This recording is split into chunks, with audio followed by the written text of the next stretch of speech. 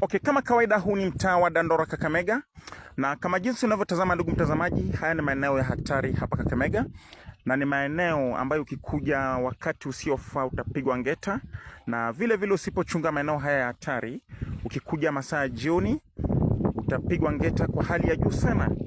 Okay, ni hali ya simanzi tu ambayo inazidi kutanda katika maeneo haya ya makaburi ya Kakamega, na mimi kama anointed brother au kipendo unaweza kanita mfalme mwenye mapenzi kamili Kakamega nzima, nimefika hapa makaburini ya Kakamega kuchukua habari kemkem. Okay, kama jinsi unavyotazama ndugu mtazamaji, unapotazama kamera hii, huu ni mtaa wa hatari sana hapa Kakamega, na ndugu mtazamaji, huu ni mtaa unaojulikana kama makaburi ya Kakamega. Tumefika katika makaburi ya Kakamega, alimaarufu tunaweza tukasema makaburini Kakamega.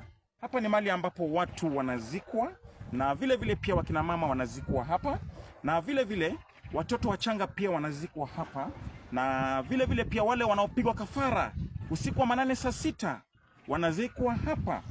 Okay, unaweza kanita tu anointed brother au kipendo unaweza kanita mfalme mwenye mapenzi kamili Kakamega nzima. Kwako studioni.